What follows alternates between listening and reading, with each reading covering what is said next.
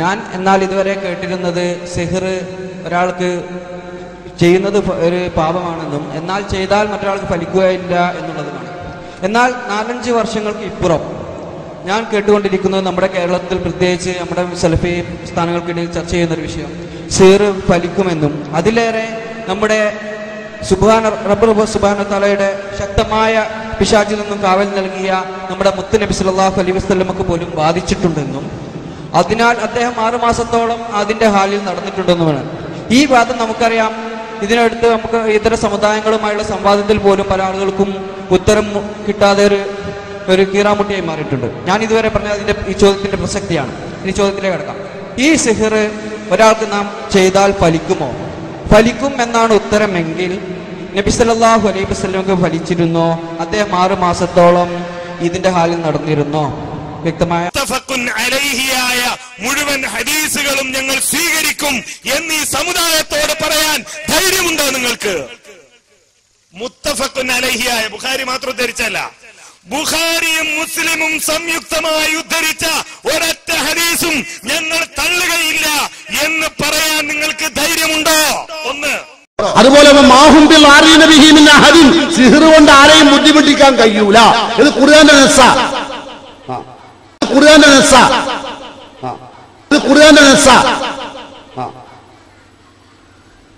അങ്ങനൊക്കെ സാധിക്കുമായിരുന്നെങ്കിൽ നിങ്ങളൊന്ന് ആലോചിച്ച് നോക്കി. സിഹറോണ്ടൊക്കെ ആളെ ബുദ്ധിമുട്ടിക്കാൻ കഴിയാ. ഞാനിപ്പോ കല്ലിക്കടിയിലേക്ക് വന്ന ഇവര് നിങ്ങളൊന്ന് ആലോചിച്ചു. ഇവര് സിഹർ വെച്ചാ പോരാ. കടവത്തൂർ ജംഗ്ഷനിൽ എന്റെ വണ്ടി ഇങ്ങോട്ട് തിരിയോ? നദി പോകും തലശ്ശേരിക്കന്നെ, നദി പോകും തലശ്ശേരിക്കന്നെ. വിട്ടൂറില്ല വണ്ടി. ഇനി അത് മാത്രമല്ല, ഒരൊറ്റ സിഹർ ചെയ്തുകൊണ്ടിരുന്ന ആ ബുഷിന് ആ സദ്ദാം ഹുസൈൻ കഴിച്ചില്ല. ഒരൊറ്റ സിഹർ ചെയ്തുകൊണ്ടിരുന്ന ആ ബുഷിന് ആ സദ്ദാം ഹുസൈൻ കഴിച്ചില്ല. തൂക്കാൻ വിളിച്ച ടൈമിന് ഒറ്റ സിഹർ. ഏത് സിഹർ അറിയോ? മൊബൈൽ. ഇപ്പൊ ആട്ടയുഗല്ലേ. അപ്പൊ ഈ ജാതി എന്ത് കാര്യവും ഈ ലോകത്ത് നേടാം. അത് സ്വാഭാവികമായിട്ടും അങ്ങനെ സിഹറിനെ സംബന്ധിച്ച് സുലൈമാൻ നബിയുടെ രാജാധികാരത്തെ നിലനിന്നിരുന്നത് സിഹർ അടിയിൽ ചെയ്തു വെച്ചതുകൊണ്ടാണ് എന്ന് ഇസ്രായേലിൽ വിശ്വസിച്ചിരുന്നു. ഗണ്ണിച്ചു ഖുർആൻ. എന്ന് മാത്രവുമല്ല, സിഹർ ചെയ്താലോ കാഫറാവും. അതുകൊണ്ട് ഒമാ കാഫറ സുലൈമാൻ നബി കാഫർ ആയിട്ടില്ല എന്ന് ഖുർആൻ ഗണ്ണിച്ചു.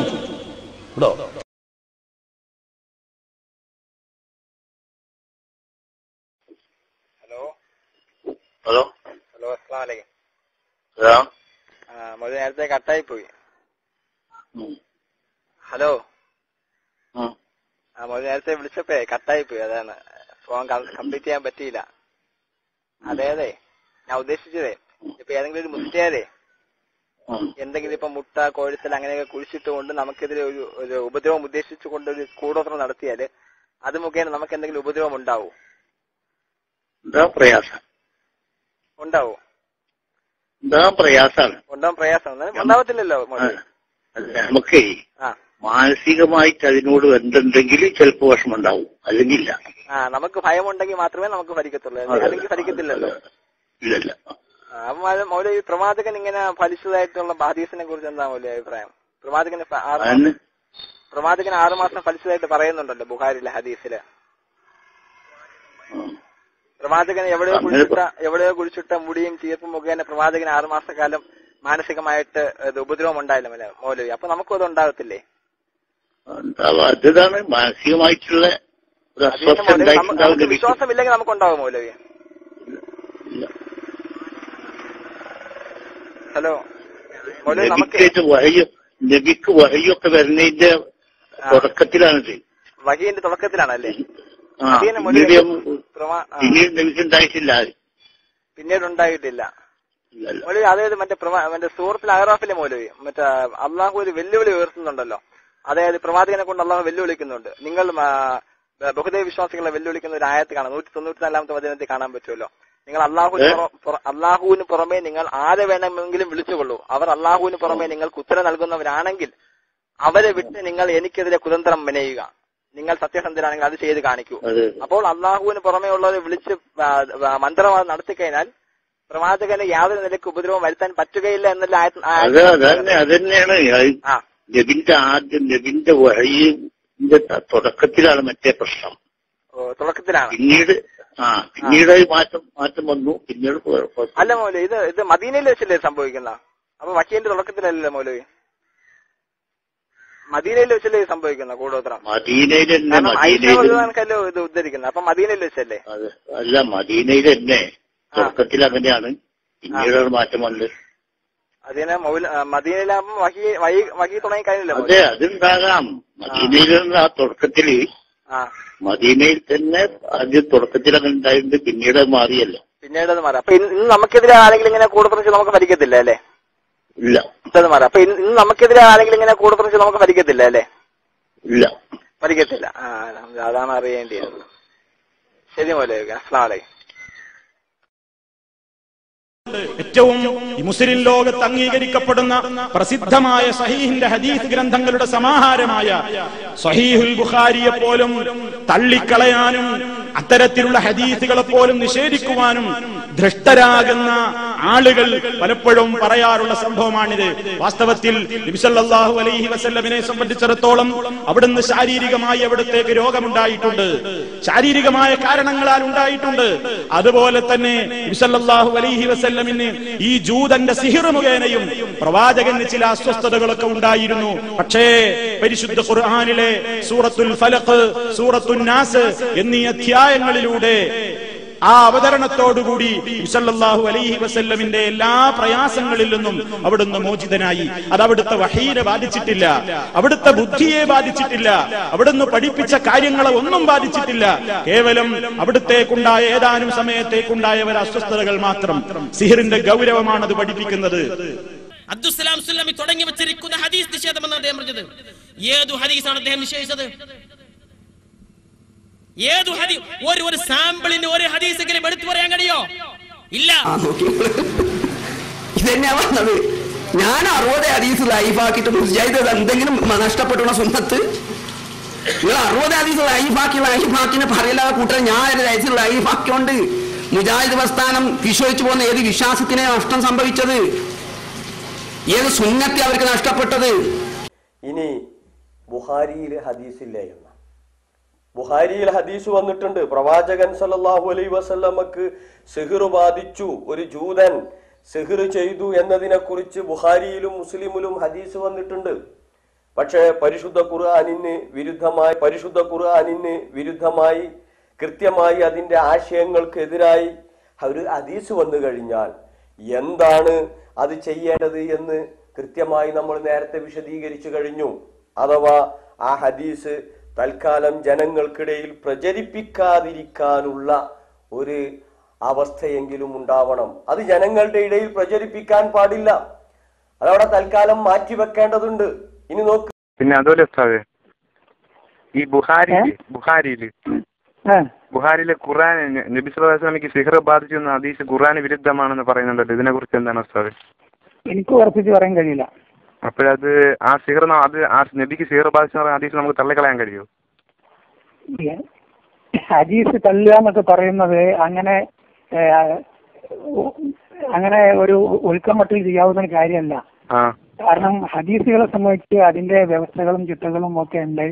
അപ്പൊ പൂർവ്വകാല പണ്ഡിതന്മാര് പല മാനദണ്ഡങ്ങളും വെച്ചിട്ടാണ് ഹദീസിലും രേഖപ്പെടുത്തിയിട്ടുള്ളത്. അപ്പൊ അതുകൊണ്ട് നമുക്ക് പെട്ടെന്ന് എന്തെങ്കിലും തോന്നുന്നതിന്റെ അടിസ്ഥാനത്തിൽ ഹദീസ് സ്വീകാര്യമല്ല എന്നൊക്കെ പറയാൻ എനിക്ക് പ്രയാസമുണ്ട്. അങ്ങനെ പറയാൻ ധൈര്യമുള്ളവർ പറഞ്ഞു നടന്നോട്ടെ. ഹദീസുകളൊക്കെ സഹിയല്ല, നമ്മൾ തള്ളാൻ പറ്റൂലേ? ഇല്ല. അപ്പൊ പിന്നെ നബി സല്ലല്ലാഹു അലൈഹി വസല്ലം സിഹർ ബാധിച്ചു എന്ന് പറഞ്ഞ ഹദീസിനെ തള്ളിയിട്ടുണ്ടോ ഉസ്താദേ നമ്മളെ തിരുവനന്തപുരത്ത്, കേരളത്തില്? അത് എനിക്കറിയാം, അങ്ങനൊരു ഒഴിവുണ്ട് ഇപ്പൊക്കെ എനിക്കറിയാം. പക്ഷെ നമ്മളിപ്പോ എന്താ ചെയ്യാ? ഇവര് നമ്മളെക്കാളും പ്രഗത്ഭരായവരും ഹദീസിന്റെ മാനദണ്ഡം പഠിച്ചവരുമായ ആൾക്കാരാണ്. ഇപ്പൊ ഹദീസ് പിന്നെ സഹീൽ ബുഖാരിയിൽ എഴുതി വെച്ച ബുഖാരി എന്ന് പറഞ്ഞാൽ ആ നിലക്ക് കഴിവുള്ള ആളുകളാണ്. അത് കഴിഞ്ഞ ഇത്രയും നൂറ്റാണ്ടിനിടയിൽ മുസ്ലിം ലോകത്ത് വന്ന നമ്മളൊക്കെ ബഹുമാനത്തോടു കൂടി പറയുന്ന മുത്തദ്ദികളായ പണ്ഡിതന്മാരാരും ആ ഹദീസിനൊന്നും ചോദ്യം ചെയ്യാൻ പോയില്ല. ബുഖാരിയുടെ ഹദീസുകളിൽ ആക്ഷേപം പറയപ്പെട്ടിട്ടുണ്ട്, ബൈഹഖിയൊക്കെ ആക്ഷേപമുണ്ട്. അദ്ദേഹം ഈ ഹദീസിനെ പറ്റിയൊന്നും പറഞ്ഞില്ല. ഇന്നിപ്പോ കേരളത്തിലെ നമ്മളെ സലഫി നേതൃത്വം നൽകിയ പണ്ഡിതന്മാരും നിസ്സാരന്മാരൊന്നുമല്ല. അവരും ഈ ഹദീസൊക്കെ പഠിപ്പിച്ചത്. ഞാനൊക്കെ ജമിയത്തുലമയുടെ കോളേജിലാണ് പഠിച്ചത്. അവരൊക്കെയാണ് ഈ ഹദീസ് ഞങ്ങൾക്ക് പഠിപ്പിച്ചു തന്നത്. അപ്പൊ അത് ഖുർആന്റെ നിരക്കാത്തതോ ബുദ്ധിക്ക് നിരക്കാത്ത ഒരു കാര്യമാണെങ്കിൽ ഓരെന്നെ ന്യായം പറഞ്ഞിട്ടുണ്ട്. എന്താണ് എന്റെ അത് സ്വീകരിക്കാനുള്ള കാരണം എന്താണെന്നുള്ളത് കേരളം തള്ളുന്നതിന് യാതൊരു ന്യായം കാണില്ല. ഇപ്പൊ തള്ളിനിപ്പോ നമ്മളെന്താ ചെയ്യാ പറയാ? ഇങ്ങക്ക് എവിടെയെങ്കിലും കേട്ടിട്ടുണ്ടോ ഇങ്ങനെ ഒരു നേതാവിന്റെ ചരിത്രം ജനങ്ങൾ പഠിക്കുന്നത്? നമ്മളെന്താണ് ചെയ്യലിപ്പോഴൊക്കെ നമ്മളെ നാട്ടിലെ പഠിത്തം ബുഖാരിയോ മുസ്ലിമോ പഠിക്കാന്നുള്ളതേ കഴിയുള്ളൂ. നമ്മളവിടെ ഇങ്ങനെ നബി സല്ലല്ലാഹു അലൈഹി വസല്ലം മുതൽക്ക് ഇന്ന് ജീവിക്കുന്ന വ്യക്തി വരെ കണ്ണി അറ്റുപോവാതെ വിശ്വാസയോഗ്യമായി പരമ്പരയോടുകൂടി അതാണ് ഹദീസ്. അത് പഠിക്കതിന്റെ വില അതെന്താന്ന് മനസ്സിലാക്കി അതിനെക്കുറിച്ച് കാമാ മിണ്ടുന്നതിന് മുമ്പ്. അതുകൊണ്ട് അത് ഫഖ്റ അഭിമാന. ലോകത്താരെ മുമ്പിലും പറഞ്ഞോ, ഞങ്ങളുടെ നബിയുടെ ജീവിതത്തില് ഓരോ വിരലിനക്കവും കണ്ണിമച്ചത്, കരഞ്ഞത്, അപ്പോഴൊക്കെ കരഞ്ഞത്, എപ്പോഴൊക്കെ ചിരിച്ചത് മുഴുവൻ രേഖപ്പെടുത്തി ഒരൊറ്റ നേതാവേ ലോകത്തുള്ളൂ.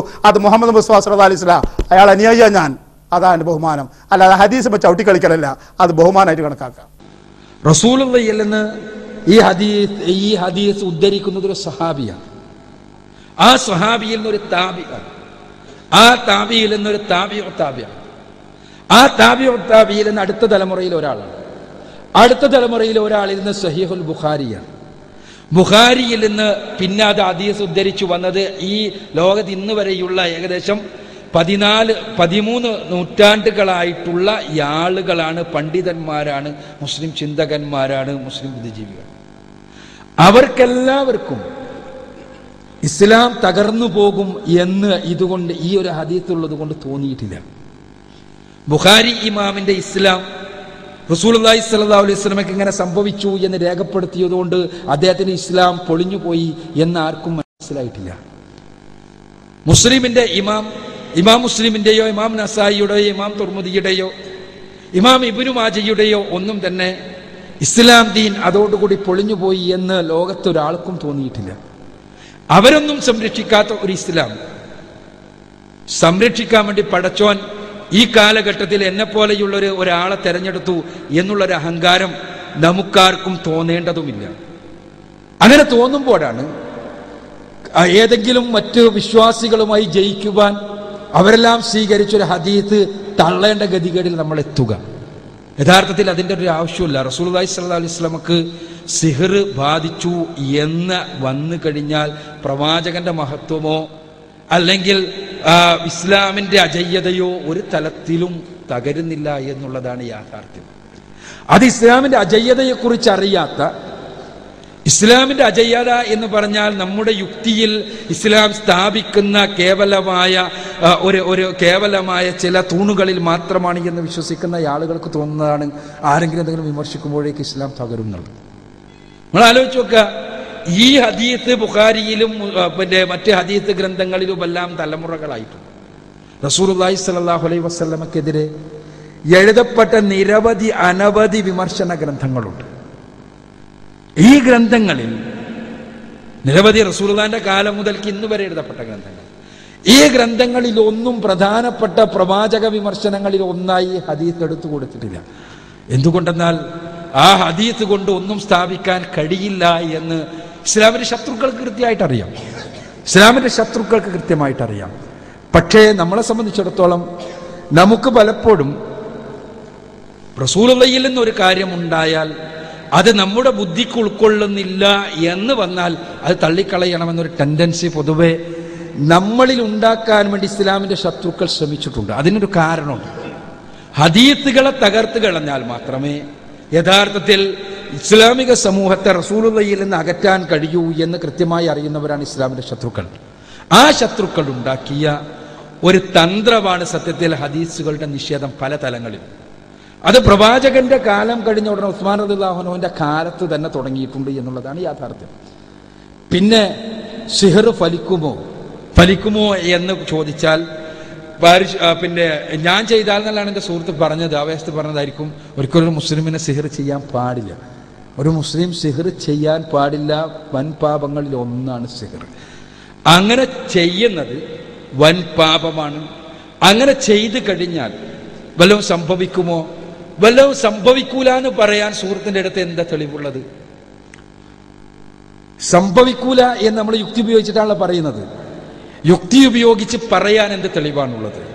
എന്തുകൊണ്ടെന്നാൽ ഞാൻ അങ്ങനെ ചോദിക്കുന്നത്, പുതിയ പുതിയ സയൻസുകൾ ഉണ്ടായി വരുന്ന ഒരു കാലഘട്ടത്തിലാണ് നമ്മൾ ജീവിക്കുന്നത്. പുതിയ സയൻസുകൾ എന്ന് പറയുമ്പോൾ നിങ്ങൾക്ക് തന്നെ അറിയാം, നമ്മൾ മെസ്മറുടെ കാലഘട്ടത്തിന് മുമ്പ് അല്ലെങ്കിൽ മെസ്മറുടെ കാലവും കഴിഞ്ഞ് യഥാർത്ഥത്തിൽ പിൽക്കാലഘട്ടത്തിൽ ചില മനഃശാസ്ത്രജ്ഞന്മാർ ഉപയോഗിക്കുവാൻ ആരംഭിച്ചതിന് ശേഷമാണ് ഹിപ്നോട്ടിസവും ഹിപ്നോസിസും ഒരു ശാസ്ത്രത്തിന്റെ പരിധിയിലേക്ക് വരുന്നു എന്ന് തോന്നലുണ്ടാക്കിയ ഒരു കാര്യമായി മാറിയത്. ഇപ്പോഴും ഇന്ന് ഞാൻ ഈ സംസാരിക്കുന്ന സമയം വരെ ഹിപ്നോട്ടിസവും ഹിപ്നോസിസുമെല്ലാം ചികിത്സക്ക് വേണ്ടി ഉപയോഗിക്കുകയും രോഗങ്ങൾ മാറ്റാൻ വേണ്ടി എന്ന രൂപത്തിൽ ഉപയോഗിക്കപ്പെടുകയും ചെയ്യുന്നുണ്ട് എങ്കിലും അതിൻ്റെ പിന്നിലുള്ള മെക്കാനിക്സ് എന്താണ് എന്ന്, എങ്ങനെയാണ് അത് വർക്ക് ചെയ്യുന്നത് എന്ന് ഇന്നുവരെയും വിശദീകരിക്കുവാൻ മനഃശാസ്ത്രജ്ഞന്മാർക്ക് കഴിഞ്ഞിട്ടില്ല. എങ്ങനെയാണ് ഹിപ്നോസിസ് വർക്ക് ചെയ്യുന്നത്, എന്താണ് അതിൻ്റെ പിന്നിലുള്ള യഥാർത്ഥത്തിലുള്ള മെക്കാനിക്സ് എന്ന് 100% വിശദീകരിക്കാൻ കഴിഞ്ഞിട്ടില്ല. നമുക്ക് വിശദീകരിക്കാൻ കഴിയുന്നില്ല എന്നുള്ളത് കൊണ്ട് മാത്രം ഒരു കാര്യം ഇല്ലാതാകുന്നില്ല എന്നതിനുള്ള ഏറ്റവും വലിയ നമ്മുടെ കാലഘട്ടത്തിൽ തന്നെയുള്ള ഒരു തെളിവാണിത്. ഇതേപോലെ നമുക്കറിയാത്ത പലതും ഉണ്ടാകാൻ ദുനിയാവിൽ, അത് ഉണ്ട് ഇല്ല എന്നുള്ള കാര്യത്തിൽ ഒരു മുസ്ലിമിന്റെ മുന്നിൽ ഉള്ള തെളിവ് റസൂലുള്ളാഹി സ്വല്ലല്ലാഹു അലൈഹി വസല്ലമയിലൂടെ അത് സ്ഥിരീകരിക്കപ്പെട്ടിട്ടുണ്ടോ ഇല്ല എന്നതാണ്. റസൂലുള്ളാഹി സ്വല്ലല്ലാഹു അലൈഹി വസല്ലമ സിഹ്ർ ചെയ്യാൻ പാടില്ല എന്ന് പഠിപ്പിച്ചതോടുകൂടി മുസ്ലിമിന്റെ 1-ാമത്തെ അധ്യായം കഴിഞ്ഞു. ഒരിക്കലും മുസ്ലിം സിഹ്ർ ചെയ്യാൻ പാടില്ല. ഇനി റസൂലുള്ളാഹി സ്വല്ലല്ലാഹു അലൈഹി വസല്ലമ അദ്ദേഹത്തിന് ഇങ്ങനെ സംഭവിച്ചതായി പ്രവാചകൻ പറയുകയും ആ പറഞ്ഞത് കേട്ട സഹാബിമാർ അത് പഠിക്കുകയും സഹാബിമാർ താബികൾക്ക് പറഞ്ഞു കൊടുക്കുകയും എല്ലാം ചെയ്തിട്ടുണ്ട് എന്ന് നമുക്ക് ഉറപ്പാകുമ്പോൾ അതോടുകൂടി പ്രവാചകൻ അടക്കം ഇത് സംഭവിക്കാം, ഇങ്ങനെ ഫലിക്കാനുള്ള സാധ്യതയുണ്ട് എന്ന് മനസ്സിലാകും. അങ്ങനെ ഫലിച്ചു കഴിഞ്ഞാൽ എന്ത് ചെയ്യണം? റസൂലുള്ളാഹി സ്വല്ലല്ലാഹു ഫലിച്ചു എന്ന് തോന്നിയാൽ എന്ത് ചെയ്യണം? അതിന് റസൂലുള്ളാഹി സ്വല്ലല്ലാഹു അലൈഹി വസല്ലം മാർഗങ്ങൾ പറഞ്ഞു തന്നു. ഏത് സന്ദർഭത്തിലും മുസ്ലിം ചെയ്യേണ്ട പ്രാർത്ഥനകളും ഇങ്ങനെ തോന്നിക്കഴിഞ്ഞാൽ മുസ്ലിം പ്രത്യേകമായി പ്രാർത്ഥിക്കേണ്ട കാര്യങ്ങളുമെല്ലാം റസൂലുള്ളാഹി സ്വല്ലല്ലാഹു അലൈഹി വസല്ലം പഠിപ്പിക്കുകയും ചെയ്തു.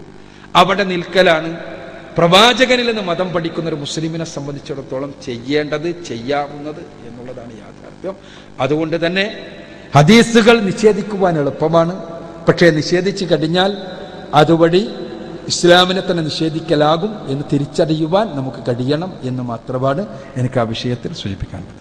ആകാശത്തിന് ചുവട്ടിൽ ഏറ്റവും സ്വീകാര്യമായ ഹദീസ് ഗ്രന്ഥമെന്ന് സുന്നത്ത് ജമാഅത്തിന്റെ മുഴുവൻ പണ്ഡിതന്മാരും പ്രഖ്യാപിച്ച ഹദീസ് അത് സ്വീകാര്യമല്ല എന്ന് പറയാൻ രണ്ടാമതായി ഇവർ നിരത്തുന്ന ന്യായം നിങ്ങളൊന്ന് കേൾക്കുക. മൂന്നാമത്തെ പോരായ്മ മുദല്ലസാണ് ഹദീസ്. ആ ഹദീസ് അത് റിപ്പോർട്ട് ചെയ്തിട്ടുള്ളത് ഹിശാം ബിൻ ഉർവയിൽ നിന്ന് മാത്രമാണ്. അയാൾ മാത്രമാണ് അത് റിപ്പോർട്ട് ചെയ്തിട്ടുള്ളത്. ഈ ഹിശാമിനെ കുറിച്ച് പറഞ്ഞത് സ്വന്തം പിതാവിൽ നിന്ന് കേൾക്കാത്ത കാര്യങ്ങൾ താൻ പിതാവിൽ നിന്ന് കേട്ടിട്ടുണ്ട് എന്ന് പറയുന്ന വ്യക്തിയാണ് ഹിശാം. അതിനാണ് മുദല്ലസായ ഹദീസ് സ്വീകരിക്കേണ്ടതില്ല. ഈ ഹദീസ് മുദല്ലസാണ്, അതുകൊണ്ട് സ്വീകരിക്കേണ്ടതില്ല. ഹിശാമൻ അബീഹി എന്ന് പറയുന്ന ഹദീസ് അത് സ്വീകരിക്കാൻ പാടില്ല, കാരണം ഇദ്ദേഹം മുദല്ലിസാണ് എന്നാണ് ഈ മൗലവിമാരിപ്പോ കണ്ടെത്തിയിരിക്കുന്നത്. ആരാ സഹോദരന്മാരെ ഇവർക്ക് ഹദീസ് നിദാന ശാസ്ത്രത്തിന്റെ ഈ നിയമങ്ങളൊക്കെ പഠിപ്പിച്ചു കൊടുത്തത്? സലാം സുല്ലമി ഉണ്ടാക്കിയതല്ലല്ലോ, അതല്ലെങ്കിൽ ഈ പ്രസംഗിച്ച് നടക്കുന്ന ആരെങ്കിലും ഉണ്ടാക്കിയതല്ലല്ലോ, മറിച്ച് ലോകത്ത് കഴിഞ്ഞു പോയ പണ്ഡിതന്മാരാണ്. ഇബ്നു സലാഹിനെ പോലെ, ഇബ്നു ഹജറിനെ പോലെയുള്ള പണ്ഡിതന്മാരാണ് എന്താണ് തദ്ലീസ് എന്ന്, ആരാണ് മുദല്ലിസ് എന്ന്, എപ്പോഴാണ് ഒരു ഹദീസ് മുദല്ലസാവുന്നത് എന്ന് വിശദീകരിച്ചത്. എന്നാൽ ആ വിശദീകരിച്ച പണ്ഡിതന്മാർ ആരെങ്കിലും പറഞ്ഞോ ബുഖാരിയിലെ ഈ ഹദീസ് തള്ളിക്കളയണം? അങ്ങനെയാണെങ്കിൽ അവരല്ലേ അത് പറയേണ്ടിയിരുന്നത്. ആ പറഞ്ഞ പണ്ഡിതന്മാർ എന്താണ് തദ്ലീസ്, മുദല്ലിസ്, മുദല്ലസി എന്നൊക്കെ വിശദീകരിച്ച പണ്ഡിതന്മാരാണ് പറഞ്ഞത് ബുഖാരിയിലെ ഹദീസുകൾ ദുർബലമല്ല. ഇനി ഈ പറഞ്ഞ ഹിശാം ദുർബലനായ ആളാണോ? ഹിശാം ദുർബലനായ ആളാണോ? ഇപ്പറഞ്ഞ ന്യായം വെച്ച് ബുഖാരിയിലെ ഹദീസ് തള്ളാന്ന് വിചാരിക്കുക. നമ്മൾ എന്ത് ഹിശാമിൻ അൻ അബീഹി എന്ന് പറയുന്ന ഹദീസ് ദുർബലമാണ് എന്ന് പറഞ്ഞ് തള്ളാൻ തുടങ്ങിയാൽ, പ്രിയപ്പെട്ട മുസ്ലിം സമൂഹമേ, ഈ മടവൂരി മൗലവിമാർ പറയുന്നത് കേട്ട് അത് ശരിയാണ് എന്ന് വിചാരിച്ചു നിൽക്കുന്ന നിഷ്കളങ്കരായ സഹോദരന്മാരെ മനസ്സിലാക്കണം, ഈ ഒരു ഹദീസിൽ നിൽക്കില്ല ബുഖാരിയെ തള്ളൽ. കാരണം ഹിശാമിൻ അൻ അബീഹി എന്ന് പറഞ്ഞുകൊണ്ട് ഇമാം ബുഖാരി ഉദ്ധരിക്കുന്നത് 141 ഹദീസുകളാണ്. അൻ ഹിശാമിൻ അൻ അബീഹി എന്ന് പറയുന്ന ഹദീസ് അത് മുദല്ലസാണ്, സ്വീകരിക്കാൻ പാടില്ലെന്നല്ലേ ഇവർ പറഞ്ഞത്. എങ്കിൽ ഈ ഒരു ഹദീസ് തള്ളിയാൽ മതിയാവില്ല, ബുഖാരിയിൽ നിന്ന് 141 ഹദീസ് തള്ളണം. ബുഖാരിയുടെ പരിഭാഷയോ ബുഖാരിയുടെ കിതാബോ വീട്ടിലുള്ളവർ പോയി മറിച്ചു നോക്കുക. 20 നമ്പർ ഹദീസ്, 130 നമ്പർ ഹദീസ്, 212 നമ്പർ ഹദീസ്, 262 നമ്പർ ഹദീസ്, 317 നമ്പർ ഹദീസ് എന്നിങ്ങനെ തുടങ്ങി 141 ഹദീസുകൾ തള്ളേണ്ടി വരും. മുസ്ലിമിൽ നിന്ന് 90 ഹദീസുകൾ തള്ളേണ്ടി വരും. എങ്ങനെ? അൻ ഹിശാമിൻ അൻ അബീഹി എന്ന് പറഞ്ഞുകൊണ്ട്. ആരാണ് ഈ ഹിശാം? ഹിശാം ഇബ്നു ഉർവത്ത് ഇബ്നു സുബൈർ. ബുഖാരിയിൽ അൻ ഹിശാം ഇബ്നു ഉർവ അൻ അബീഹി എന്നുകൂടി പറഞ്ഞുകൊണ്ട് ഈ ഹദീസിന്റെ പരമ്പരയുണ്ട്. അൻ ഹിശാം ഇബ്നു ഉർവ അൻ അബീഹി എന്ന് പറയുന്ന പരമ്പരകൾ 120 എണ്ണമാണ് ബുഖാരിയിലുള്ളത്, 67 എണ്ണം മുസ്ലിമിലുമുണ്ട്. അതും തള്ളണ്ടേ? ഹിശാം ഇബ്നു ഉർവ തന്റെ പിതാവിൽ നിന്ന് ഉദ്ധരിക്കുന്ന ഹദീസ് തള്ളുകയാണെങ്കിൽ ബുഖാരിയിൽ നിന്ന് 141 കൂട്ടണം 120 തള്ളണം. മുസ്ലിമിൽ നിന്ന് 90 കൂട്ടണം 67 തള്ളണം. ഈ ഹദീസൊക്കെ എന്തിന്റെ അടിസ്ഥാനത്തിലാ തള്ളേണ്ടത്? സലാം സുല്ലമിക്കും ഹുസൈൻ മടവൂരിനും CP ഉമർ സുല്ലമിക്കും മനസ്സിലാകുന്നില്ല എന്നതിന്റെ പേരിൽ അത് തള്ളാൻ മുസ്ലിം സമൂഹം നിന്നു കൊടുക്കണോ? അതിന് മാത്രം വിവരം CPക്കും മടവൂരിനൊക്കെ ഉണ്ട് നമുക്ക് തോന്നണ്ടേ? ഇബ്നു ഹജർ സ്വീകരിച്ച ഹദീസ്, ഇബ്നു റജബ് സ്വീകരിച്ച ഹദീസ്, ഇബ്നു അബ്ദുൽ ബർ സ്വീകരിച്ച ഹദീസ്, ഇമാം ഷാഫിഈ സ്വീകരിച്ച ഹദീസ്, ഇമാം ഇബ്നുൽ ഖയ്യിം സ്വീകരിച്ച ഹദീസ്, ഇമാം ഇബ്നു തൈമിയ്യ സ്വീകരിച്ച ഹദീസ്, ആധുനിക പണ്ഡിതന്മാരായ ശൈഖ് ഇബ്നു ബാസും ശൈഖ് ഉസൈമീനും അതേപോലെ ശൈഖ് അൽബാനിയും ഒക്കെ സ്വീകരിച്ച ഹദീസ്, അതൊക്കെ നമ്മൾ തള്ളേണ്ടത് ആർക്ക് വേണ്ടി? ഹുസൈൻ മടവൂരിന്റെ ബുദ്ധിക്കത് യോജിക്കുന്നില്ല, CP ഉമർ സുല്ലമിയുടെ ബുദ്ധിക്കത് യോജിക്കുന്നില്ല എന്ന് പറഞ്ഞാൽ ഓല ബുദ്ധിക്ക് എന്തോ കുഴപ്പമുണ്ട് എന്ന് മനസ്സിലാക്കലല്ലേ നമ്മക്ക് ബുദ്ധി ഉണ്ട് എന്നുള്ളതിനുള്ള അടയാളം? അതല്ല, ഈ പണ്ഡിതന്മാരൊക്കെ പറഞ്ഞാലും ശരി, മടവൂരിനും CPക്കും അത് ബോധ്യപ്പെടുന്നില്ലെങ്കിൽ നമ്മക്കത് ബോധ്യപ്പെടൂല എന്ന് പറഞ്ഞാൽ ഓല ബുദ്ധി പോലെ നമ്മളെ ബുദ്ധിക്ക് എന്തോ കുഴപ്പമുണ്ട് എന്നല്ലാതെ മുസ്ലിം സമുദായം എന്താ ഇതിൽ മനസ്സിലാക്കേണ്ടത്? ഇനിയും കിതാബ് അറിയുന്ന പണ്ഡിതന്മാർ മടവൂരികളുടെ കൂട്ടത്തിൽ ആരെങ്കിലും ബാക്കിയുണ്ടെങ്കിൽ ചോദിച്ചോ നിങ്ങൾ. അസഹുൽ അസാനീദ്, ഓരോ പരമ്പരയെ പറ്റി ഓരോരുത്തരിൽ നിന്നും സഹാബികളിൽ നിന്ന് ഉദ്ധരിക്കപ്പെട്ട പരമ്പരകൾ, ഉമർ റളിയല്ലാഹു അൻഹുവിൽ നിന്നുള്ള ഏറ്റവും സ്വീകാര്യമായ പരമ്പര, ഇബ്നു ഉമർ റളിയല്ലാഹു അൻഹുവിൽ നിന്നുള്ള ഏറ്റവും സ്വീകാര്യമായ പരമ്പര, അബൂ ഹുറൈറ റളിയല്ലാഹു അൻഹുവിൽ നിന്നുള്ള ഏറ്റവും സ്വീകാര്യമായ പരമ്പര, അതേപോലെ തന്നെ അബ്ദുല്ലാഹി ബിൻ മസ്ഊദ് റളിയല്ലാഹു അൻഹു നിന്നുള്ള ഏറ്റവും സ്വീകാര്യമായ പരമ്പര എന്നിങ്ങനെ ഹദീസ് പണ്ഡിതന്മാർ ഓരോ പണ്ഡിതന്മാരിൽ നിന്നും ഓരോ സഹാബികളിൽ നിന്നും വരുന്ന ഏറ്റവും സ്വീകാര്യമായ പരമ്പരകൾ രേഖപ്പെടുത്തിയിട്ടുണ്ട്. ആ കൂട്ടത്തിൽ ആയിഷ റളിയല്ലാഹു അൻഹയിൽ നിന്ന് ഉദ്ധരിക്കപ്പെടുന്ന അസഹുൽ അസാനിദ് ഏറ്റവും സ്വീകാര്യമായ പരമ്പര അൻ ഹിശാമിൻ അൻ അബീഹി അൻ ആയിഷ എന്ന പരമ്പരയാണ്. അതാ പണ്ഡിതന്മാരുടെ നിലപാട് ആ വിഷയത്തിൽ. പക്ഷെ പണ്ഡിക്കുന്ന മുജാഹിദ് പ്രസ്ഥാനത്തിന്റെ പ്രവർത്തകന്മാരെയോ പണ്ഡിതന്മാരെയോ ചീത്ത പറയാൻ കഴിയില്ല. അത് ചീത്ത പറയണമെങ്കിൽ എന്ത് വേണം? ബുഖാരിയെ തള്ളിയാലും കുഴപ്പമില്ല, മുസ്ലിമിനെ തള്ളിയാലും കുഴപ്പമില്ല, ഹിശാമിനെ ചീത്ത പറഞ്ഞാലും കുഴപ്പമില്ല. അങ്ങനെയാണല്ലോ, മകൻ മരിച്ചിട്ടും മരുമകളുടെ കണ്ണീര് കാണണം എന്ന് വിചാരിക്കുന്ന അമ്മായി അമ്മയെ പോലെ എന്തായാലും കുഴപ്പമില്ല, മുജാഹിദീങ്ങളെ രണ്ട് ചീത്ത പറയണം, അതിനാരെ മോശാക്കിയാലും കുഴപ്പമില്ല എന്ന നിലപാടാണ് ഇവർ സ്വീകരിക്കുന്നത്.